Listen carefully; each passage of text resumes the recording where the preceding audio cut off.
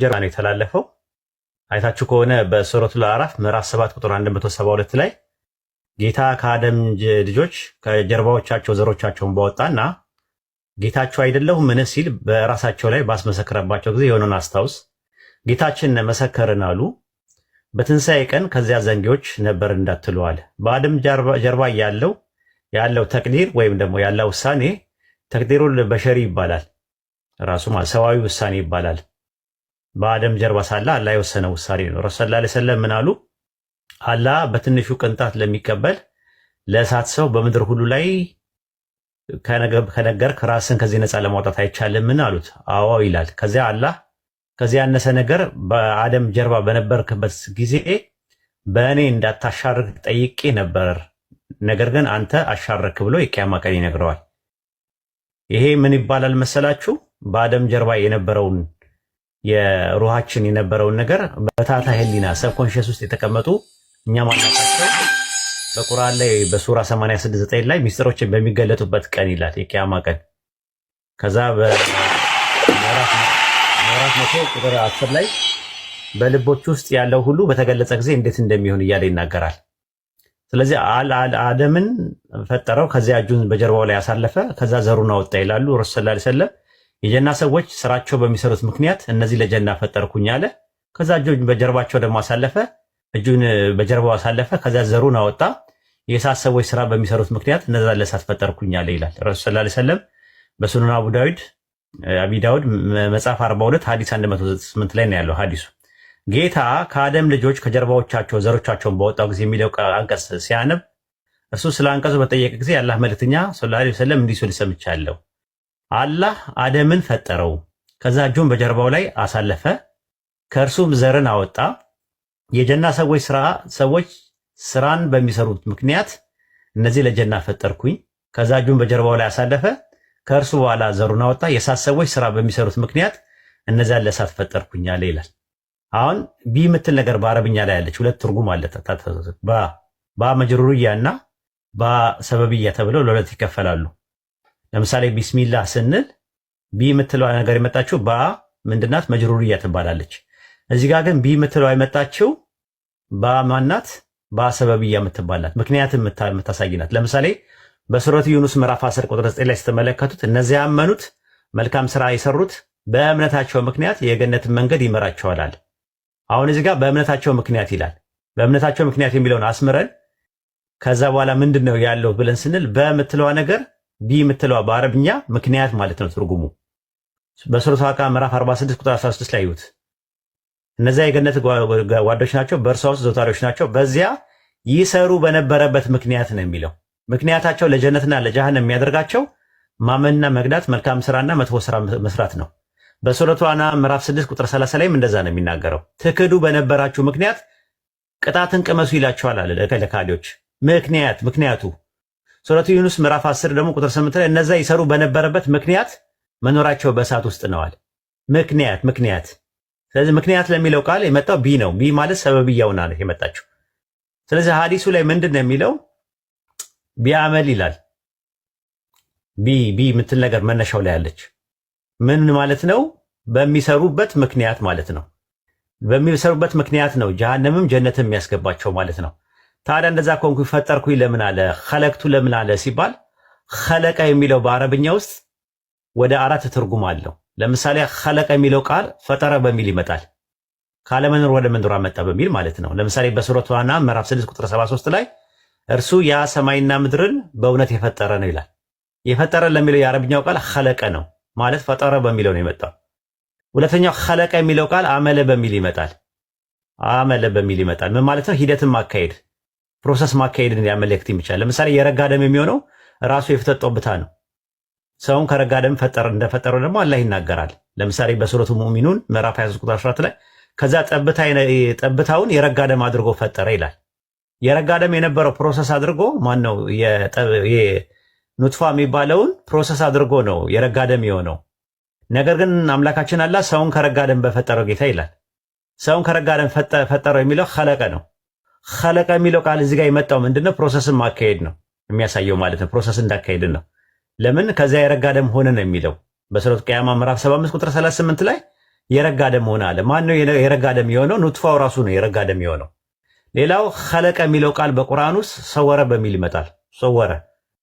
ሰወረ ማለት ምንድነው? ቀረጸ በሚል ይመጣል። ለምሳሌ ሱረቱ ሙእሚኑን ምዕራፍ 23 ቁጥር 14 ላይ ከሰዓሊዎች ሁሉ በላጭ የሆነው አላህ ላቀ ይላል። ሰዓሊዎች ለሚለው አረብኛው ኻሊቂን ነው የሚለው፣ ቅርጽ ማበጀትን ነው የሚያመለክተው። ረሱል ሰለላሁ ዐለይሂ ወሰለም በሐዲስ ላይ የስዕል ባለቤት በትንሣኤ ቀን ይቀጣሉ፣ ለእነርሱ የፈጠራችሁትን ሕያው አድርጉ ይባላሉ። ኢማም ቡኻሪ መጽሐፍ 97 ሐዲስ 182 ላይ ማለት ነው። የፈጠራችሁትን ብሎ ነው ያስቀምጥ። ስለዚህ ኸለቀ የሚለው ቃል እዚህ ጋር የመጣው ሰወረ በሚል ነው የመጣው ማለት ነው። የመጨረሻው ኸለቀ የሚለው ቃል ጃለ በሚል ይመጣል። ለምሳሌ በሱረቱ ኒሳ ምዕራፍ 4 ቁጥር 1 ላይ ያ ከአንዲት ነፍስ የፈጠራችሁ ነው፣ ከዛ መቀናጃዋን የፈጠረ ነው አለ። መቀናጃዋን የፈጠረ ለሚለው ቃል እዚህ ጋር የገባው ኸለቀ ነው። ነገር ግን ትርጉሙ እዚህ ጋር ምንድነው? ጃአለ በሚል ነው የመጣው። በሱረቱ ዙመር ምዕራፍ 39 ቁጥር 6 ላይ ከአንዲት ነፍስ የፈጠራችሁ ከዚያ ከእርሷ መቀናጃዋን አደረገ አለ። አደረገ ለሚለው ቃል የመጣው ጃአለ ነው። ስለዚህ ኸለቀ ማለት ጃአለ በሚል ከመጣ ኸለቅቱ የሚለው ነገር ጃአልቱ በሚል የመጣ ነው ብሎ ነው ያስቀመጡት። ልክ ባይብል ላይ ተመሳሳይ ነገር አለ። ኢሳይያስ 45:7 ላይ ስትመለከቱት ብርሃንን ሰራው፣ ጨለማን ፈጠርኩኝ፣ ደህንነትን እሰራለሁ፣ ክፋትን እፈጥራለሁ ይላል። ዛትሚስ ክፋትን እፈጥራለሁ ማለት የሆነ ክፋት የሚባል የተፈጠረ ነገር ወይም ጨለማ የሚባል ነን ኤግዚስተንስ የተፈጠረ ነገር የለም። ግን ማድረግን ለማመልከት ነው የገባው። ጨለማና ክፋት ራሳቸውን የቻሉ አሎቶች አይደሉም። ጨለማ የብርሃን አለመኖር ነው፣ ክፋት የደግነት አለመኖር ነው። ጨለማውን ፈጠርኩኝ ሲል ጨለማውን አደረግኩኝ ነው። እንዲሁ ክፋትን እፈጥራለሁ ሲል ክፋትን አደርጋለሁ ማለቱ ከሆነ ፈጠረ የሚለው ቃል አደረገ በሚል ቃል በቀላሉ መረዳት እንችላለን። ይሄ ነው ያለው ነገር ማለት ነው። ስለዚህ በሱረቱ ነህል ምዕራፍ 16 ቁጥር 32 ላይ ትሰሩት በነበራችሁ ስራ ገነት ግቡ ይባላሉ አለ። ጀነት የሚገባው ምክንያቱ እኛ አምነን በምንሰራው መልካም ስራ እንጂ አላህ አስቀድሞ ስለ እውቀቱ ነው የሚያወራው። በአደም ጀርባ ላይ የነበረ ሁለት ግሩፕ ነገር ከፍሏል። እዛ ግሩፕ ላይ መግባትና አለማግባት የሰዎቹ ነፃ ፈቃድ ነው። በሱረቱል አንዓም ምዕራፍ 6 ቁጥር 106 ላይ እንደዛ ነው። ከእምነታችሁ በኋላ ካዳችሁ ትክዱ በነበረባችሁ ምክንያት ቅጣትን ቅመሱ ይላቸዋል ነው ብሎ የሚያስቀምጠው። እንደዚህ ነው። አላህ ደግሞ በእውቀቱ ያካበበ ነው። እሱ ጋር ታይም የሚባል ነገር የለም። አላህ በእውቀቱ ከባቢ ነው ይላል ሱረቱ አሊ ኢምራን ምዕራፍ 3 ቁጥር 120 ላይ። አሁን እንደዛ ከሆነ ያለው ነገር አላህ ለምንድን ነው ታዲያ ፈጠርኩኝ ያለው? እፈጥራለሁ ለምን አደርጋለሁ ለምን አይልም? ለምንድን ነው አደርጋለሁ ማይለው ስንል አላህ አደምን ፈጠረው። በፈጠረው ጊዜ አሉ ረሱል ሰለላሁ ዐለይሂ ወሰለም። ይህ ሐዲስ ነው እንግዲህ የተጠቀሰው ሚሽካቱል መሳሂብ መጽሐፍ 1 ሐዲስ 112 ያለው አላህ አደምን ፈጠረው። በፈጠረው ጊዜ ቀኝ ትከሻውን መታው፣ ዘሩን እንደ ትናንሽ ጉንዳን ነጭ አድርጎ አመጣ። ግራ ትከሻውን መታው፣ ዘሩን እንደ ከሰል ጥቁር አድርጎ አመጣ። ከዚያ በአደም በስተቀኝ ያለውን ወደ ጀና ግድ የለኝም አለ። ከዚያ ደግሞ በአደም በስተግራ ያለውን ወደ እሳት ግድ የለኝም አለ ይላል። አላህ በሁለቱም ጉዳይ ላይ ግድ የለኝም ሲል በዩንታ አልሸበብም ያሻይን እሰራለሁ ማለቱ ነው። ነጭ የሚለው ደግሞ ማራይ ቃል ነው፣ ብርሃንን ነው የሚያሳየው። ለምሳሌ ሱረቱ በቀራ ምዕራፍ 2 ቁጥር 187 ላይ ይዩት። ነጩ ክር ከጥቁሩ እስከ ላይ ድረስ ማለት ጨለማና ብርሃንን ለማመልከት ይመጣል። ስለዚህ አላህ ፊቶች የሚያበሩበት ፊቶች የሚጠቁሩበትን ቀን አስታውስ ይላል ሱረቱ አሊ ኢምራን ምዕራፍ 3 ቁጥር 106 ላይ ማለት ነው። ስለዚህ ፊቶች የሚያበሩትና የሚጠቁሩት ደግሞ ሰዎች በክህደታቸው የተነሳ እንደሆነ አምላካችን አላህ ብዙ ቦታ ላይ ይነግረናል። የሚጠቅረውና እንትን የሚለው በክህደት የተነሳ እንደሆነ ብዙ ቦታ ይናገራል። ስለዚህ ከምን አንጻር ነው ሲባል በሱረቱ አሊ ኢምራን ምዕራፍ 3 ቁጥር 106 ላይ እነዛ ፊቶቻቸው የሚጠቆሩት ከእምነታቸው በኋላ ካዳችሁን ትክዱ በነበረበት ምክንያት ቅጣትን ቅመሱ ይላቸዋል፣ እሳትን ቅመሱ ይላቸዋል። ለምን ምንድነው እንትን ያላቸው ሲባል እምነትና ክህደት ነው እንደዛ ያደረጋቸው። ማብራትና ማጥቆር በእምነትና በክህደት ምክንያት እንደሆነ አላህ በቅድመ እውቀቱ ስለሚያውቅ ነው ማለት ነው እንትን ያለው። አሁን ጥያቄው የሚነሳው ምንድነው? በሱረቱል ሹራ ምዕራፍ 42 ቁጥር 7 ላይ ከፊሉም በገነት ውስጥ ከፊሉ በእሳት ውስጥ ናቸው ይላል። ለምሳሌ ብዙ ቦታ ላይ እንደዛ አለ። ራሱ መናጤ የሆኑት በእሳት ናቸው፣ ምዕመናን ደግሞ በገነት ውስጥ ናቸው ይላል። ይሆናሉ የሚል አይደለም ናቸው ነው እያለ አላህ የሚጠቀመው። እሱ ጋር ታይም የሚባል ነገር የለም። ቀኝና ግራ የሚባለው ደግሞ የቀኝ ጓዶችና የግራ ጓዶች በመካዳቸውና በማመናቸው እንደሆነ አላህ በቁርአን ውስጥ ብዙ ቦታ ይናገራል። የቀኝ ጓዶች ምንኛ የከበሩ የቀኝ ጓዶች ናቸው ይላል። በዚያ ይሰሩ በነበረበት ምክንያት ዋጋ ይሆን ዘንድ ይህን አደረገላቸው ይላል። የግራ ጓዶች የሚባሉት ደግሞ እነዚያ ምንድን ነው? እነዚያ ካመኑና በመታገስ አደራ ከተባባሉት በማዘንም አደራ ከተባባሉ ሰዎች አልሆኑም። እነዚያ እነሱ የፈጸሙ የቀኝ ጓዶች ናቸው ብሎ ነው የሚያስቀምጥ ከሆነ በኋላ ነው እንትን የሚለው። ታዲያ እንደዛ ከሆነ ለምንድን ነው አላህ እዛ ጋር አደርጋለሁ ብሎ የተናገረ? አደርጋለሁ በማለት ፋንታ ምንድነው አደርጋለሁ በማለት ፋንታ አደረኩኝ ለምን አለ በአደም ጊዜ ሲባል አምላካችን አላህ ታይም የሚባል ነገር እሱ ጋር የለም። ትናንት፣ ዛሬ፣ ነገ የሚባል ነገር የለም። የቀኝ ጓዶችም የግራ ጓዶችም ፊታቸው የሚጠቁረውም ፊታቸው የሚያበራው የቂያማ ቀን ነው። ነገር ግን አላህ ለምንድን ነው እንደዛ ያለው ስንል አላህ ሁሉን ነገር ሲናገር ታይም የሚባል ነገር እሱ ጋር የሚገድበው ነገር የለም። አሁን ለምሳሌ ኸለቅቱ የሚለው ቃል አኽሉቁ በሚል ይመጣል በቁርአን ውስጥ። ለምሳሌ በሱረቱ አንዓም ምዕራፍ 6 ቁጥር 30 ላይ በጌታችሁ ላይ ለምርመራው በተቆሙ ጊዜ ብታይ ኖሮ አስደንጋጭ ነገር ባየ ነበረ። ይህ እውነት አይደለምን ይላቸዋል። በጌታችን ይሁንብን እውነት ነው ይላሉ። ትክዱ በነበራችሁ ምክንያት ቅጣት ቀመሱ ይላቸዋል አለ። አሁን እዚህ ጋር ይላል የሚለው ቃል ቃለ ተብሎ ነው የተቀመጠው። የቁሉ የሚለው ቃል ሙስተቅበል ለማመለከት ነው የመጣው። ቃለ የሚለው ቃል ስላለ አላህ እነዚህን ሰዎች ትክዱ ከነበረባችሁ ምክንያት እሳት ቅመሱ ያላቸው መቼ ነው? በኃላፊ ግስ ነው ያስቀመጠው። ያ ማለት ሙስተቅበል የሚያሳይ ነገር ነው ራሱ። ኸለቀ የሚለው ቃል ሙስተቅበልን ለማሳየት ይመጣል። ልክ ቃለ የሚለው የቁሉ የሚለውን ነገር ለማሳየት እንደሚመጣ ሁሉ በተመሳሳይም ኸለቀ የሚለው ቃል አኽሉቁ በሚል በመጻኢ ግስ ወይ በሙስተቅበል ይመጣል ማለት ነው። አይ ቲንክ ከገባችሁ ነው። ካልገባችሁ ጥያቄ መጠየቅ ትችላላችሁ። እስሚዞ መጠየቅ የምትፈልገው ማለት መጨመር የምትፈልገው ነገር ካለ መጨመር ትችላለህ። ዛሩም መጨመር ትችላላችሁ።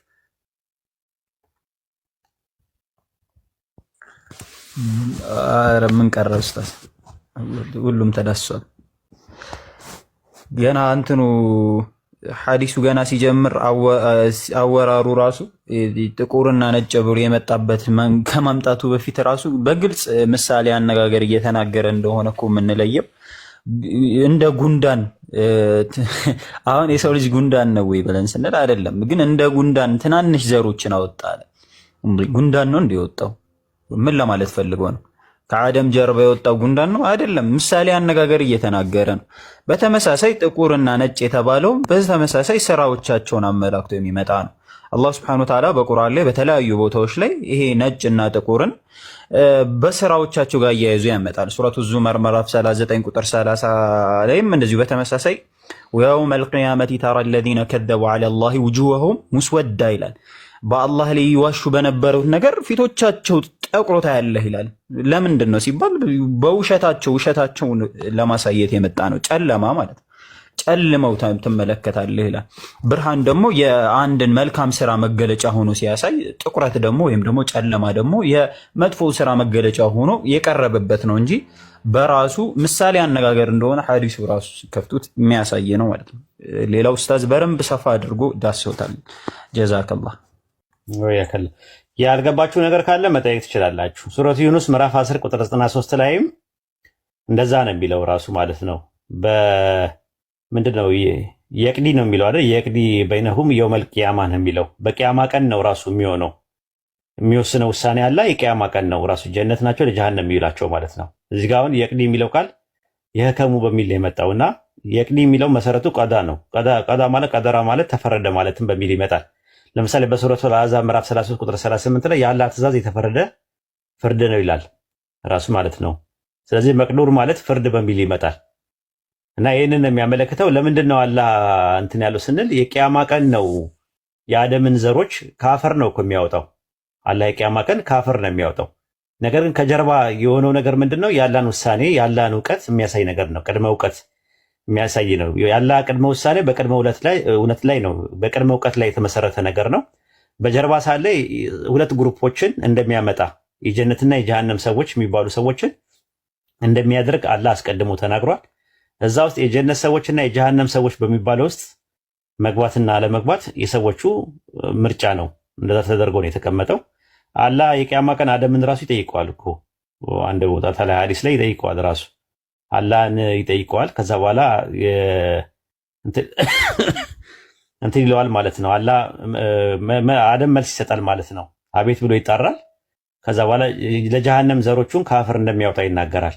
ለምሳሌ እንትን ይላል ማለት ነው። እሱ ራሱ ያዝናል። መጨረሻ ላይ አደም ራሱ ያዝናል። ለጀሃነም በሚያደርግበት ሰዓት ላይ ያዝናል ራሱ ማለት ነው። እና ያ የሚሆነው መቼ ነው? የቂያማ ቀን ነው። ነገር ግን አምላካችን አላህ ቀደም ብሎ መናገሩ የእሱን እውቀት ያሳያል ራሱ ማለት ነው። እከሌ እከሌ ብሎ ደግሞ አልነገረንም። እዛ ነገር ውስጥ መግባት አለመግባት የሰውየው ፋንታ ነው ማለት ነውና ከዛ አንጻር ቢታይ ጥሩ ነው ለማለት ፈልጌ ነው።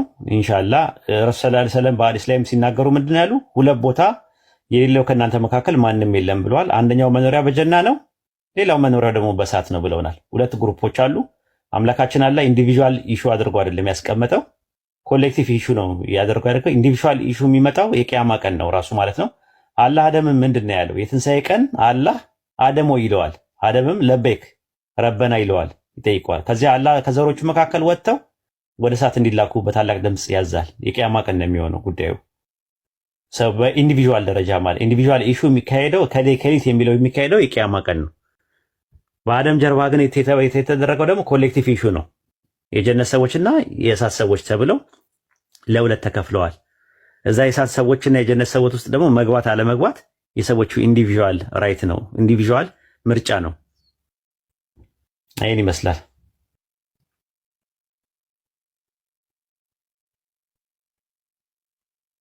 ቤተልሔም አሰላሙ አለይኩም ወራህመቱላሂ ወበረካቱ። ወአለይኩም አሰላም ወራህመቱላሂ ወበረካቱ። አላስገባም አለኝ እኮ ኔትወርኩን ለካስ አስወረደኝ። ከዛ ተመልሼ ልግባ መመከራዬን በላው። ከዛ መጨረሻ ላይ ተመልሼ ደግሞ እስቲ አንድ ድል ሞክር ብዬ ስገባ ጭራሹኑ ቤዛ ካለሽ አንዳንድ አሳይኝ። አትታየኝም። ቤዛ ካለሽ አሳይኝ። ሰላም አለይኩም። ወአለይኩም አሰላም ወራህመቱላሂ ወበረካቱ። ቢላሉ ቤዛ ካለሽ አንዳንድ አሳይኝ። ሞዴሬተር አታስወጡ ሰው በቀድሙ ላይ ነው የዚህ የቃድርያን በተመለከተ ማለት ነው። ሳላህ ኤቪደንስ ምንድን ነው ታሳይን ትችላለህ? ሳላ ከኔ ጋር ነው የሚስማማ ነገር ያለው እኮ መጨረሻ ላይ ማውቀው የነበረው ቀደርያ የሚባለው በቀደር የተነሳ ተርሚኔ የመጣ ነው እንጂ በሰውየው አይመስለኝም ነበረ። ቼክ አረጋለሁ ብሎ ቼክ አረገው ገብቶ አይ ከአብዱልቃድር አልጀላኒ ጋር አይገናኝም ብሎ እኮ ነው የደመደመው። ተሰውፍ የሚያደርጉትን ነው እሱ ያለው። ያኛው እኛኛውን ነው ያለው። እንትን አይ ኡስታዚ እንትን አስለን ቀደር ራሱ የተጀመረው ዑመር ኢብኑ አብዱላህ ኢብኑ በህይወት ሳለ ራሱ ሳላ ይኸውልህ ጥያቄው ይሄ ቀድርያ ጠሪቃ የሚባለው ማን ነው ኢንስቲቱሽናላይዝ ያደረገው? ስለ ጠሪቃው አይደለም ማሚ፣ ስለ ጠሪቃው ሳይሆን እየተወራ ያለው ስለ ቀደርያ ፊርቀቱል ቀደርያ የጀበርያ ተቃራኒዎች ስለሱ ነው። አንተ ስለ ተሰውፍ ላይ ስላለ ጠሪቃ ነው አይ ቲንክ እያወራ ያለው። በቃ አለመግባባት ነው። ስለ ተሰውፍ ነው ሲያወራ የነበረው ብዬ ነው ወሂድ። አይ አልነበረም ስለሱ አልነበረም። በቃ ስለ አለመግባባት ስለ አይደለም ባለ ሀድራዎቹ ምናምን ነው አንተ የምታወራው። እኛ ስለሱ አይደለም እናወራ። ስለ ቀደር ነበረ። ቀደር ሸርዒና ከዊኒ ስለሚባለው ነገር እየተማማረን ነበረ እና በሱ ዙሪያ ነው ኢንካር የተደረጉ ሁለት ጽንፎች አሉ ብለን ከዛ አንጻር ነው። እዚህ ጋር ግን አንድ ነገር ማለት ይሄ ቀደርያ ጠሪቃው ወደ አብዱልቃድር ጀላኒ ኢንቲሳብ ያደርጋሉ እንጂ አብዛኞቻችሁ በአቂዳም ይሁን በመናሃጃቸው አብዱልቃድር ጀላኒ ከነሱ አስተምሮ ሀይቀትን የነሱ መጽሐፍ ያነበበ ሰው በደንብ ያስተዋለ ሰው ከነሱ አስተምሮ የራቁ ናቸው እጅግ በጣም ማለት ነው። ግን በተለምዶ በስም ጠሪቃው ተሰውፍ ላይ ያለው ጠሪቃ ወደዛ ኢንቲሳብ ያደርጋሉ። እሱ ግን ያው ርዕሳችን እሱ አልነበረም። እንደ አጋጣሚ ከተነሳ ምናልባት ሰው የተሳሳተ ነገር ይዞ እንዳይሄድ ነው ይሄን የጨመርኩት። በቃ ቀጥሉ፣ ርዕሱ እንዳይቀየር። እሺ፣ አይ ችግር የለውም፣ ምንም እንትን የለውም። እሺ፣ ልጅቷን አንዳንድ አሳየኝ ወይ ንገራት። ጃቢሮ እየጠበቅናት ነው። ቤዛ የምትባለው ልጅ እየጠበቅናት ነው። እስቲ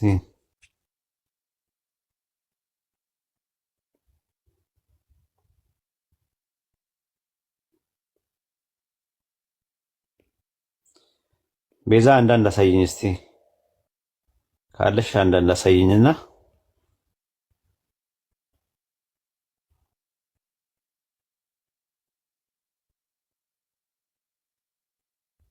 ጃቢር አለ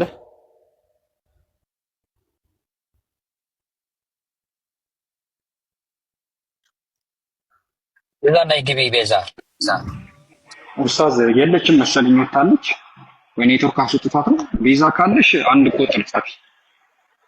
ጓደኛ የሆናችኋት ካሉ እንትን አርጉላት፣ ሼር አርጉላት፣ ወይ ወጣችሁ ሰርች አርጉና ጻፉላት እየተፈለግሽ ነው ብሏትና ኢንሻአላህ ብታወራ አሪፍ የሚሆን ይመስለኛል። እና ኡስታዝ ቀጥሉ። ማውራት ስለማልችል ኡስታዝ ብትጠሩኝ ድንገት አጥልል ይችላል። ቀጥሉ። ኦኬ፣ አይ ችግር የለውም። መቀጠል ትችላላችሁ። ማውራት የምትፈልጉት ነገር ካለ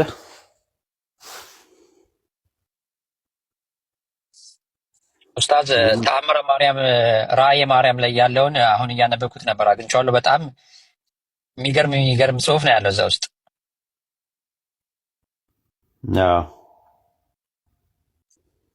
ሳላ የምትፈልገው ከሆነ ስክሪንሾት አድርጌ ልክልሃለሁ ወንድሜ። እሺ ጀዛከላህ። እሺ ላክልኝ።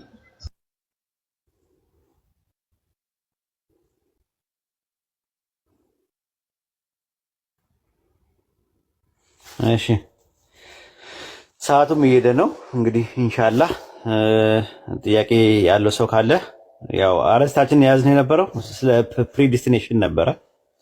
ስለ ዲተርሚኒዝም የሚባለው ነገር ነው ስንማማር የነበረው። ኮዛል ዲተርሚኒዝም እና ቴዎሎጂካል ዲተርሚኒዝም ወይም ደግሞ የመንስኤያዊ ተወስኖትና ስነ መለኮታዊ ተወስኖት በእኛ ደግሞ ቀደር ከዊኒና ቀደር ሸርዒ የሚባሉት ነገሮችን ምን ምን ናቸው የሚለውን ነገር ስናይ ነበር። መራቲቦችንም ስናይ ነበረ። እዛ ላይ ጥያቄ ነበረ። የተቀደረ ነገሮች ወይም ደግሞ ፕሪደስቲንድ የሆኑ ነገሮች በባይብልም አሉ ብለን ጥቅሶችን ስንመለከት ነበረ። ኢንሻአላህ ካስፈለገ ደግሞ የቸርች ፋዘርስ መረጃዎችን ቸርች ፋዘርስ በፕሪዲስቲኔሽን ብዙዎቹ አብዛኛውን ጽፈዋል። ወጥ በሆነ አቋማቸው ነው፣ ግን እምነታቸው እንደኛ ነው፣ እንደ ሙስሊሞች ነው። አስቀድሞ የተወሰነውና የሰው ነፃ ፈቃድ አይጋጭም የሚል ነው ያላቸው። ኦርቶዶክስ፣ ካቶሊክ፣ ከፕሮቴስታንት ደግሞ ከአርሜኒያኒዝም የሚባለው ካልቪኒዝም የሚባለው ሌላ ነው። ካልቪኒዝም በፍሪዊል አያምንም። ለሳሊቬሽንም ለመጥፋትም ለመዳንም የሰው ነፃ ፈቃድ የለም ብለው ነው የሚያምኑት።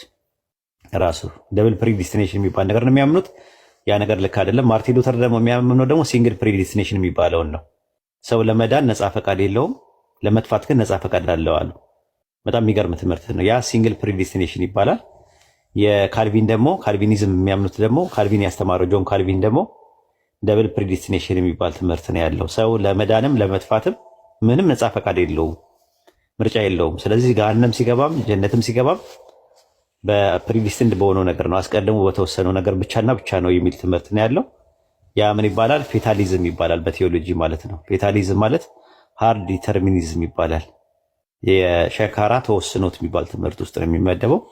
የኦርቶዶክስ የካቶሊክና የአርሜኒያኒዝም ትምህርት ደግሞ ሶፍት ዲተርሚኒዝም ይባላል። ፍሪዊልና የሶቨሬኒቲ ኦፍ ጋድ ወይም ደግሞ የአምላክ ውሳኔ ኮምፓተብል ናቸው ብለን ነው የምናምነው። ኮምፓታቢሊስቶች እንባላለን። መሳ ለመሳ የሚሄዱ ናቸው፣ የሚናተፉ አይደሉም፣ ሆድና ጀርባ አይደሉም ብለን ነው የምናምነው። ይህን ይመስላል።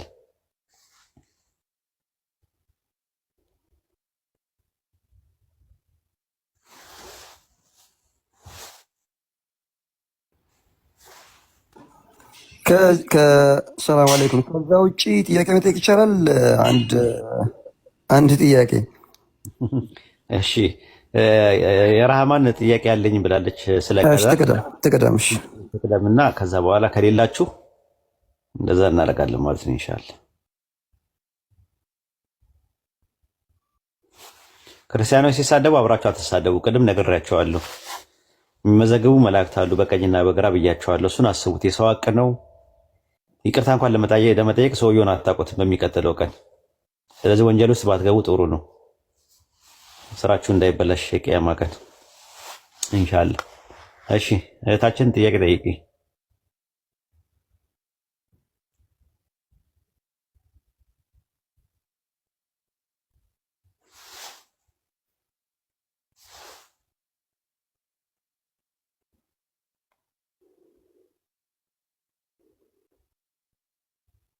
አለሽ የራህማ እየጠበቅንሽ ነው።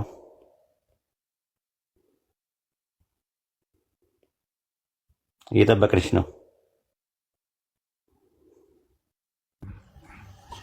የራህማ እሺ አውርዷት። እሺ አዲስ ዓለም አሰላሙ አለይኩም ወራህመቱላሂ ወበረካቱ። ወአለይኩም አሰላም ወራህመቱላሂ ወበረካቱ። እንዴት ነው ኡስታዝ? ሰላም አለይኩም። አልሐምዱሊላህ አለሁኝ። እንዴት ነህ?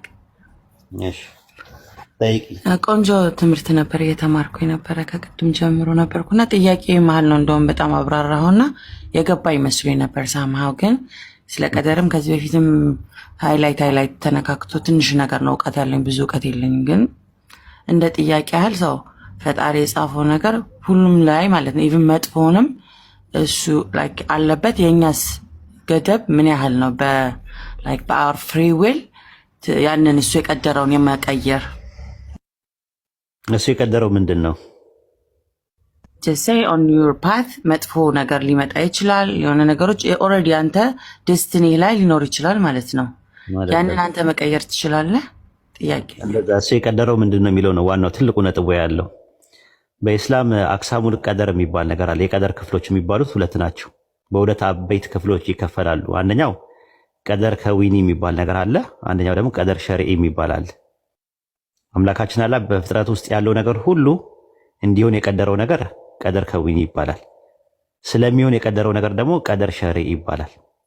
ምንድን ናቸው ሲባል ከዊኒ ማለት ከወነ ማለት ነው። ራሱ ሁነት ማለት ነው። አምላካችን አላህ በቃሉ ሁን የሚለው ነገር ይሆናል። ለምሳሌ በሱረቱ ነህል ምዕራፍ 16 ቁጥር 40 ላይ ለማንኛውም ነገር መሆንን ባሻ ጊዜ ቃላችን ለእርሱ ሁን ማለት ብቻ ነው ወዲያውኑ ይሆናል። ስለዚህ በሱረቱ ልቀሶስ ምዕራፍ 28 ቁጥር 68 ላይ ጌታ የሚሻውን ይፈጥራል ይመርጣል፣ ለነሱ ምርጫ የላቸውም ማለት። ቀደር ከዊኒ በሚባለው ላይ አንቺ ምርጫ ሰው የለበት። የተኛ ሰው እስኪነሳ ድረስ እብድ ያበደ ሰው ከአቅምሽ በላይ የሆኑ ነገሮች በአጠቃላይ አላህ አይጠይቅም ማለት ነው። ምንም ምርጫ ያንቺ ምርጫ የለም። ወንድ ሴት የሚባሉ ነገሮች አጭር ረጅም ምናምን በሚባሉ ነገሮች ላይ ያንቺ እንትን የለበትም። ይሄ ያላ ውሳኔን መቀበል አለብን። ወንድ ሴት የሚባለው ነገር ማለት ነው። አጭር ረጅም፣ መወለድን መሞት አያስቀጣም አያሸልምም። ሳንፈልግ የምናደርጋቸው የልብ ምት፣ የደም ዝውውር፣ መተኛት፣ ማዛጋት፣ ማስነጠስ አንጠየቅበትም። ምርጫም የለንም። እሱ የሰው ድርሻ የሰው ተሳትፎ ኢንቮልቭመንት የሌለበት ነገር ነው። ይህ የተወሰኑት በስነ መለኮት ጥናት ውስጥ መንስኤው የተወሰኑት ይባላል። ኮዛል ዲተርሚኒዝም ይባላል። በኢስላም ደግሞ ቀደር ከዊኒ ይባላል። ስለዚህ ድርሻ የለበትም። ይሄ ምን ዲሲሽን ነው? አንኮንዲሽናል ዲሲሽን ነው። የአላህ ውሳኔ፣ ሁኔታ አልባ ውሳኔ ነው። የአንቺ ምርጫ የለበትም። ወንድ በመሆንሽ ሴት በመሆኑ አንድ ሰው ምንም የሚያገኘው አጅርም የለውም፣ ቅጣትም የለውም፣ ሽልማትም የለውም። ይሄ እንዲሆን የጻፈው ነገር ላይ ነው። ያ ሁለተኛው ደግሞ የሚባለው ደግሞ ቀደር ሸርዒ የሚባል አለ። ሸርዒ ማለት ያው ሸርዓ ነው ራሱ ድንጋጌ መርህ ማለት ነው። ሸሪዓ ያ ሸሪዓ በሱረቱል ጋሺያ ምዕራፍ 45 ቁጥር 18 ላይ እንደዛ ነው የሚለው። በትክክለኛ ህግ አደረግን ነው የሚለው። ህግ ለሚለው የአረብኛው ቃል ሸሪዓ ነው የሚለው። ሱረቱ ማይዳ ምዕራፍ 5 ቁጥር 48 ላይ ከናንተ ለሁሉም ህግና መንገድ እናደረግናል። ሸሪዓውን አምጥቶ ይሄ ነገር ሙፍረድ ነው፣ ይሄ ነገር ፈርድ ነው፣ ይሄ ነገር ሙስተሃብ ነው፣ ይሄ ነገር ሙባህ ነው፣ ይሄ ነገር መክሩ ነው፣ ይሄ ነገር ሐራም ነው የሚለውን ነገር ከነገረን በኋላ የሰጠን ነፃ ፈቃድ አለ። በዛ በሰጠን ነፃ ፈቃድ ትጠየቃላችሁ ነው የሚለው። ነፃ ፈቃድ ሰጥቶናል ራሱ ማለት ነው። ሱረቱ አንቢያ ምዕራፍ 21 ቁጥር 23 ላይ ከሚሰራው ነገር ሁሉ አይጠየቅም፣ ነገር ግን ፍጡራኖቹ ይጠየቃለዋል። ያ ምን ይባላል? የሰው ምርጫ፣ የሰው ፈቃድ፣ የሰው ውሳኔ፣ የሰው ሚና፣ የሰው ድርሻ፣ የሰው ተሳትፎ፣ የሰው አበርክቶት ያለበት ነገር ማንኛውም በስነ መለኮት ጥናት ውስጥ ምን ይባላል? ተወስኗዊ ስነ መለኮት ሳይሆን በስነ መለኮት ጥናት ስነ መለኮታዊ ተወስኖት ይባላል። ቴዎሎጂካል ዲተርሚኒዝም ይባላል። በኢስላም ቀደር ሸርዒ ይባላል። በዚህ ነገር ላይ ለአንቺ ነው ምርጫውን የሰጠሽ። ስለዚህ አንድ ሰው ማመን፣ መክዳት፣ መታዘዝ፣ ማመፅ፣ መቀበል፣ ማስተባበል እንደገና ደግሞ እምቢ ማለት እሺ ማለት የሚለው ነገር ለሰው ነፃ ፈቃድ ሰጥቶታል። በዚህ ነገር ላይ አላህ ጣልቃ አይገባም፣ አያስገድድም፣ እጅም አይጠመዘዝም።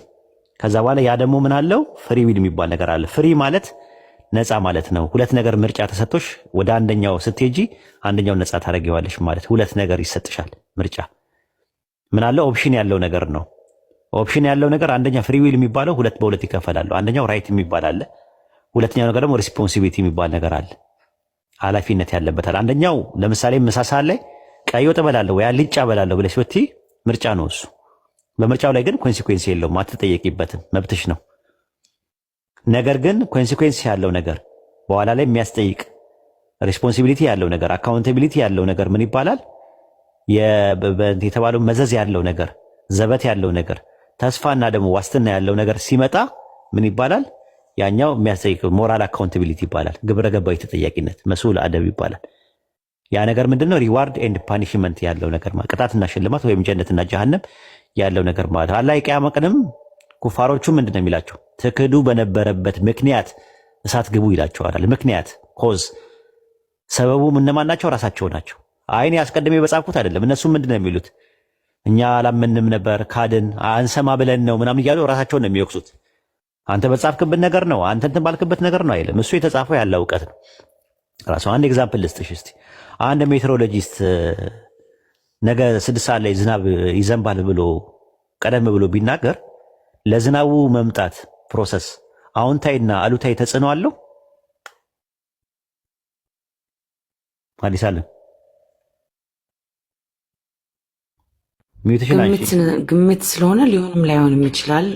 ግምት ስለሆነ ሊሆንም ላይሆንም ይችላል ወይስ ራሱ ስለሚያውቀው ፕሮባቢሊቲ ከፍ ሊል ይችላል? አዎ 6 ሰዓት ላይ ነገ 6 ሰዓት ላይ ዝናብ ይዘንባል ብሎ ቢናገር የተርሚኖሎጂ ምንድነው የዝናቡን መምጣት ላይ አሉታዊ ወይም አዎንታዊ ተጽዕኖ አለው? 6 ሰዓት ላይ ቢመጣ ባለው ሜትሮሎጂስቱ በተናገረው መሰረት 6 ሰዓት ላይ ቢመጣ ሜትሮሎጂስቱ በጣም እውቀቱን ነው የምታደንቂው ወይስ እጁ አለበት ነው ብለሽ ብትዩ?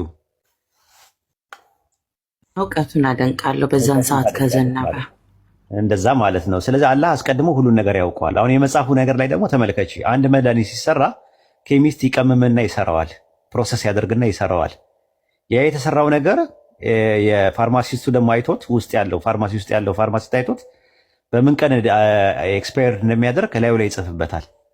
አሁን ጥያቄ የሚነሳው መድኃኒቱ ኤክስፓየርድ የሚያደርገው ፋርማሲስቱ ላዩ ላይ ስለጻፈበት ነው ወይስ መጀመሪያውኑ ኬሚስቱ ስለቀመመው ነው? እሱ ሲቀመመው የዛ ኤክስፓይሬሽን ዴት ስለሚሆን ተጠያቂው ማን ነው? አሁን መድኃኒቱ ኤክስፓየርድ እንዲያደርግ ተጠያቂው ማን ነው? ፋርማሲስቱ ነው ወይስ ኬሚስቱ ነው? ኬሚስቱ ኦብቪየስሊ ኬሚስቱ ነው። ስለዚህ ያው ልክ እንደዛ ማለት ነውና ተጠያቂዎቹ እኛ የምንሰራው ሰዎች ነን። የምንሰራውን ስራ ግን አላህ አምላካችን አላህ አስቀድሞ ስለሚያውቀው ያወቀውን ነገር በጥብቁ ሰሌዳ ላይ ጽፎታል።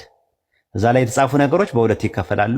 ስለሚሆን የተጻፈ ነገር አለ፣ እንዲሆን የተጻፈ ነገር አለ። ስለሚሆን እንዲሆን በተጻፈው ነገር ላይ የኛ ድርሻ የለበትም፣ ምንም ድርሻ የለበትም። አንቀጣበትም፣ አንሸለምበትም፣ አንጠየቅበትም ማለት ነው። ስለሚሆን የጻፈው ነገር ደግሞ ሰዎች ስለሚያደርጉት የጻፈው ነገር አለ። ምን እንደጻፈው ደግሞ አልነገረንም። እሱ እውቀቱ ብቻ ነው፣ በእውቀቱ ነው። በሰማይና በምድር ያለውን ሁሉ ያውቃል፣ ይህ በመጽሐፉ ላይ የተመዘገበ ነው ይላል ጌታዬ። እውቀቱ አይሳሳትም አይረሳም፣ በመጽሐፉ ላይ የተመዘገበ ነው ይላል ብዙ ቦታ ላይ።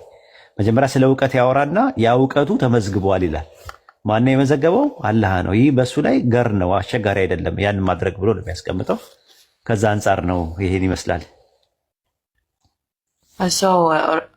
ሁለቱ አይ ቲንክ አንደርስታንድ ካረኩትኝ የመጀመሪያ ስለ ኔቸር በሚለው ያስኳቸው ነገሮችን እኛ ተጠያቂ የኛ አይደለም ሁኔታው፣ ግን በሀሳባችን በሁኔታ ላይ በምንመርጣቸው ሁኔታ ላይ አልነገረንም እንጂ እሱ አዋቂነቱን ያውቃል። እኛ ለምንመርጣቸው ሁኔታዎች ማለት ነው ያውቀዋል። የምንመርጠው ምን እንደሆነ ያውቃል። ግን በውሳኔው ላይ ውሳኔውን ለእኛ ትቶታል። የምርጫው ላይ ማለት ነው። ምርጫው ላይ ለአንቺ ምርጫውን ሰጥቶታል። ያላ ውሳኔ የወሰነው ምንድን ነው? አንቺ እንድትወስኝ ወስኗል። ለአንቺ ነው የሰጠሽ ምርጫው ማለት ነው። ጀነትና ጀሃነም የሚባሉ ሰዎች አሉ፣ ግሩፖች አሉ። ሁለት ግሩፕ እንደሚኖር አስቀድሞ ወስኗል።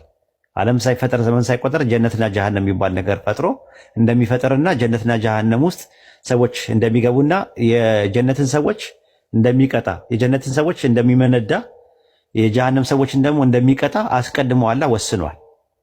ከዛ እዛ ውስጥ እዛ እንትን ውስጥ ወይ የጀነት ሰዎች ወይም የእሳት ሰዎች የመሆን ምርጫው ለሰው ልጆች ነፃ ፈቃድ ሰጥቷቸዋል። ይህን ይመስላል። ኦኬ እኔ አሁን አንደርስታንድ ለሰዎች ለመመለስ ግን ዊርድ የሚሆንብኝ እሱ ሁሉን ነገር ካወቀ ለምን ለሌሎቹም አንድ መንገድ ላይ መጥፎና ራይትና ሮንግ ከሚያደርገው ከነበረ ለነሱ ፍቀረ በኋላም ላይ ያን መጥፎ እንደሚያደርጉት ካወቀ ለምን ያንን አደረገው የሚል ጥያቄ ይመጣልና እሱ የራሱ ሂክማ አለው። እሱ ሁሉን አዋቂ ነው ይላል። እሱ ጥበበኛ ነው ይላል። ጥበቡና እኛ ማናቃቸው ማንረዳቸው ነገሮች አሉ። ማናቃቸው የእኛ ሚጢጥዬ አእምሮ የተፈቀደልን እዚህን ያክል ነው የተፈቀደልን ማለት ነው። በተፈቀደልን መንገድ ለዛ ነው በሚሰራው ስራ አይጠየቅም ይላል ቁርአን ሱረቱ አንቢያ ምዕራፍ 21 ላይ በሚሰራው ስራ እሱ አይጠየቅም ይላል።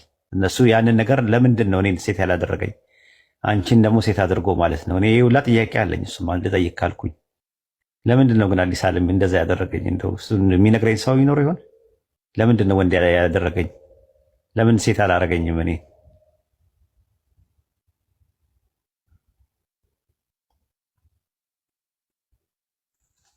ለምንድን ነው ያደረገው እንደዛ? ለምን ሲስተሙንስ ዘረጋው? ራሱ ሰው የሚባል ወደ ፍጥረት ወደዚህ ይመጣ እንደዛ ነው እንትኑ። አንዳንድ ጊዜ ኮምፕሬንድ ማናደርጋቸው ነገሮች አሉ ከኛ ማለት እኛን የማይመለከተን ነገር እንትን ነው። ራሱ ይክማ አለው። ግን እውቀታችን ሚጢጥዬ ነው።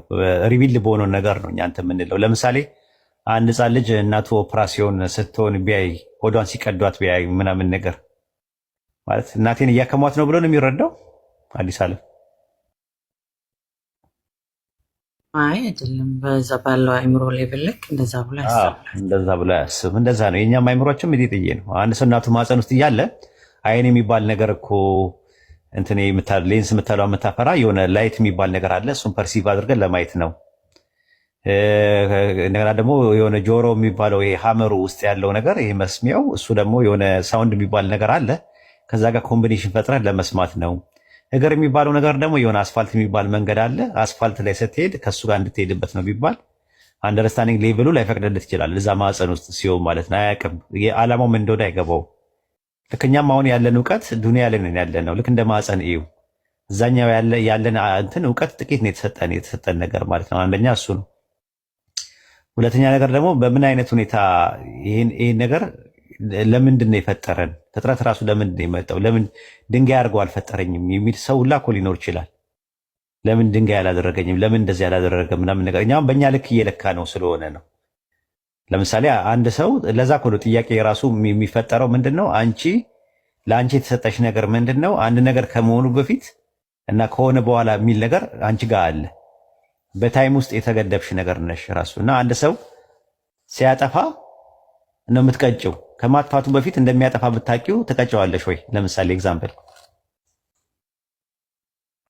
ትቀጨዋለሽ? ነው አይ ያስቀመጥኩት ነገር ከሌለ እንደሚያጠፋ አውቃለሁ ብለሽ ብትቀጨው ምንድን ነው የምትባየው? በአንቺ ሂሳብ ማለት ነው። አንፌር ነው የምሆነው። አንፌር ነው የምንለው ለምን? በታይም ውስጥ ነው ያለሽው። ታይም ውስጥ ነሽ ያለሽው። አየሽ አንቺ ጋር አሁናዊ ኃላፊና መጻኢ ጊዜ የሚባል ውስጥ ተከበሽ ነው ያለሽው። በጊዜ ውስጥ ነው ያለሽው። አላህ ግን በጊዜ ውስጥ ነው የተከበበው ወይስ ጊዜን ያካበበ ነው? ሁሉ ነገር ባለቤት ስለሆነ እሱ ስለሚያውቅ ማለት ነው። በቃ እና በእውቀቱ ላይ ነው ያለው እና ያ እውቀቱና የኛ እውቀት ደግሞ አይመጣጠንም። እና ለምን አወቀ ያንን ነገር ከሆነ ሌላ ጉዳይ ነው። ራሱ እሱ ሁሉን አዋቂ ነው፣ ፈጣሪ ነው፣ ሁሉን አዋቂ እንደሆነ ነው። ሁሉን አዋቂ ነው።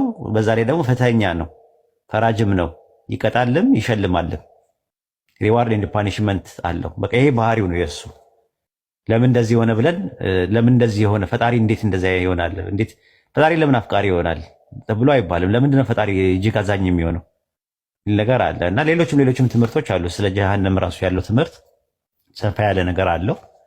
ጀሃነም የሚባለው ነገር መጨረሻ ለዝንተ ዓለም መቆራረጥ ቢኖርም ግን እስከ ዝንተ ዓለም ድረስ እየተቀጡ ይኖራሉ ወይ እነዛ ሰዎች ወይስ ቅጣታቸው ያልቃል ወይስ አያልቅም የሚል የራሱ የሆነ ደግሞ ሰፊ የሆነ ነገር አለው። የሚሄዱበት ነገር አለ። እንደ ስራቸው መጠን ነው የሚቀጡት ወይስ እንትን ነው? እንደገና ደግሞ ኮምፕሊት ዲስትራክሽን አለስ ወይስ የለም? አኒሌሽን የሚባለው ማለት ነው። ምንምነት እንደዚህ ነገሮች ሰፋ ያለ ነገር ትምህርቶች አሉ። ከፈለግሽ ሌላ ጊዜ ይሄ ነገር የሚያሳስበው ለምንድን ነው? የጀሃነም ቅጣቱ ነው የሚያሳስበው እና ቅጣቱ ደግሞ እሱም ያለ እሱ ቀጪ ነው፣ ፍርዱ የሱ ነው። ከምን አንጻር እንደሚቀጣም እሱ ነው የምናውቀው። ስለዚህ እኛ በቁርአንና ሐዲስ ላይ በመጣበት መሰረት እንቀበላለን። ከዛ ውጭ ያሉ ነገሮችን ግን ጥንቃቄ እናደርጋለን ማለት ነው። ይህን ይመስላል። ቁርአንና ሐዲስ ከሎጂክ ጋር አይቃረንም፣ ከሎጂክ ጋር ይስማማል። ግን ከሎጂክ ያለፉ ነገሮች ደግሞ አሉ። 3 ነገሮች ናቸው አይደል ያሉት? ከሎጂክ ጋር መስማማት፣ ከሎጂክ ጋር መቃረን፣ ከሎጂክ ያለፉ ነገሮች። ስለዚህ ከሎጂክ ያለፉ ነገሮች አሉ ኮምፕሬንድ ማናደርጋቸው፣ እነሱን ደግሞ ነቀል ይባላሉ ማለት ነው። ዲቫይን ሬቭሌሽን ሲሆን ማለት ነው። እሱን ነው የምንቀበለው። የተወሰኑ ነገሮችን ሌላ ጊዜ ሰፋ አድርገህ እንደምንሄድበት አምሾር ብዙ ጥያቄዎችን የማላውቃቸውን ነገሮች ስላነሳልኝ ብዙ ጊዜ በበፊት እንትን ላይ ፈጣሪ ያንን የሆነው ስለማያውቅ ነው። እኛ ምድር ላይ ኤክስፒሪየንስ እያደረግን ነው። በኋላ ያለውን ይሄ መሀል ላይ ያለውን አያውቅም የሚባል ፍልስፍና እይታዎች ነበሩና እሱን እንዴት ታየዋለህ? ጨርሻለሁ። እኔ አመሰግናለሁ። እንትን አለ ናቹራል ኖሌጅ፣ አክቹዋል ኖሌጅ እና ሚድል ኖሌጅ የሚባሉ አሉ እና በጣም ሰፊ ናቸው። አይ ቲንክ እዚህ ጋር ያለው ሰው ምን ያህል ይረዳዋል ማለት ባወራው ምን ያህል ይረዳዋል የሚለውን አላቅም። በራሱ እነ ቶሚዝም ምናምን የሚባሉ አሉ አይደለ? እነሱ ያመጡት ትምህርት ነው። እነ ቶሚዝም ቶማስ አኳይነስ ምናምን የሚያመጡት እነ ሌሎቹም የሚያመጡት ትምህርት ነው። ሰፋ ያለ ነገር ነው። ፕሪዲስቲኔሽን እነሱን ላይ ይቀበላሉ። ፕሪዲስቲኔሽን አስቀድሞ መወሰን የሚባለውንም ራሱ ይቀበላሉ እና አስቀድሞ መወሰን የሚባለው ነገር ሲቀበሉ ከዛ ጋር በተያያዘ መልኩ ኖሌጁ የትኛው ጋር ነው የሚወስነው? ናቹራል ኖሌጅ የሚባል አለ፣ አክቹዋል ኖሌጅ ብለው የሚያሉት አሉ። ካውንተር ፋክቹዋል ኖሌጅ የሚባል ነገር አለ። አንድ ነገር የማየውን ነገር ቢሆን ምን እንደሚሆን ያውቃል ብለው የሚሉት ነገር አለ። ልክ በኢስላምም አለ እሱ ትምህርት በነገራችን ላይ እና በጣም ሰፊ ነው። ትንሽ እንትን ካላለ መሄድ ይችላል ፈቃደኞች ከሆኑ ማለት ነው። ሰው ፈቃደኛ ከሆነ ትንሽ እንትን ስለሚል ሳወራው ምናልባት ላይገባችሁም ይችላል፣ ሊገባችሁም ይችላል። ምናልባትም አዲስ ዓለምም ደግሞ ሊገባትም ላይገባትም ይችላል። እኔ ይገባታል ብዬ ነው ማምነው። ግን ካልገባት ደግሞ በጣም ነው ጦሷን ይውሰድ ብዬ ነው እንትን ምለው። ሂደበት ካላችሁኝ ሄዳለሁ። አይ ሊወሳሰብ ይችላል ካላችሁኝ ደግሞ እተዋለሁ ማለት ነው። ስለ እንትን ማለት ነው ቶማስ አኳይነስ እና አንደኛው ደግሞ እንትና ማለት ነው ይሄ ሞናላዊትነትን ያራምድ የነበረው ሞሊና የሚባለው ስለነሱ 1535 ላይ እነሱ ናቸው ይህንን ነገር ያመጡት። ሊሄድበትና ከገባችሁ ገባችሁ ነው፣ ካልገባችሁ ትጠውታላችሁ ማለት ነው። እንግዲህ ሂድበት እያሉኝ ነው። ሊሄድበት አዲስ ዓለም ትፈቅድልኛለሽ?